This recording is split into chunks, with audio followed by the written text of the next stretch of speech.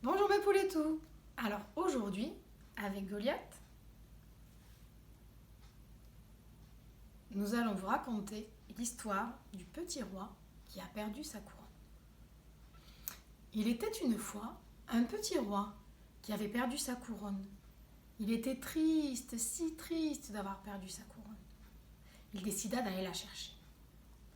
Il alla voir son ami, le canard, qui barbotait dans la mare. Et il lui dit: Ami canard, as-tu vu ma couronne? J'ai perdu ma couronne. Et un petit roi sans couronne, ce n'est plus un petit roi. Son ami le canard lui répondit: Je suis désolé petit roi, mais je n'ai pas vu ta couronne. Le petit roi était triste, si triste. Il continua son chemin et arriva dans les bois. Derrière un buisson, deux longues oreilles et un petit nez pointu dépassaient.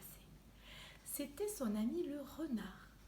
Et il lui dit: Ami renard, as-tu vu ma couronne? J'ai perdu ma couronne. Et un petit roi sans couronne, ce n'est plus un petit roi. Son ami le renard lui répondit: Je suis désolé petit roi, mais je n'ai pas vu ta couronne. Le petit roi était triste, si triste. Il continua son chemin et arriva jusqu'à la ferme, où son ami la poule était en train de picorer des grains. Et il lui dit: Ami la poule, as-tu vu ma couronne? J'ai perdu ma couronne. Et un petit roi sans couronne, ce n'est plus un petit roi. Son ami la poule lui répondit: Je suis désolé petit roi, mais je n'ai pas vu ta couronne.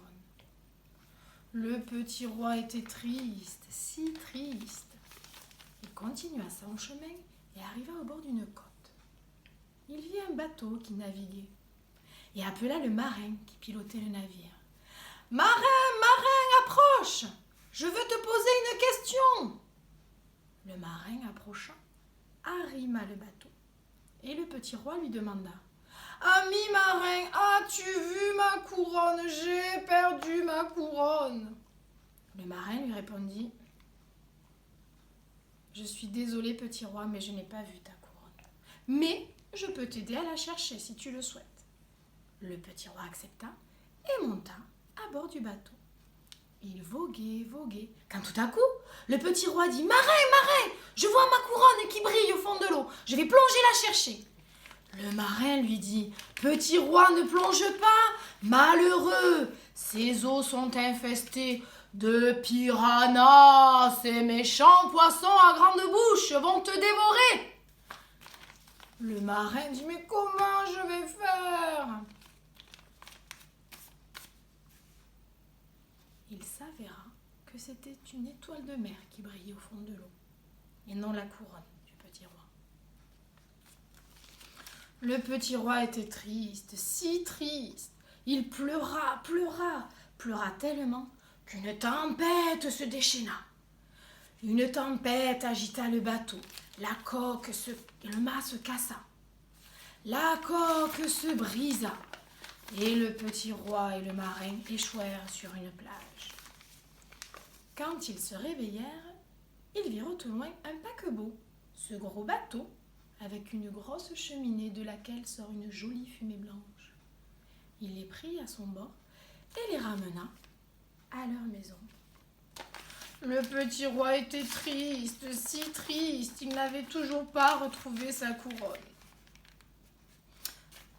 Quelqu'un sonna à la porte du palais. C'était monsieur le facteur, avec sa jolie casquette sur la tête. Il amenait un paquet pour le petit roi. Sa maman, la reine, accueillit ce facteur, ce messager.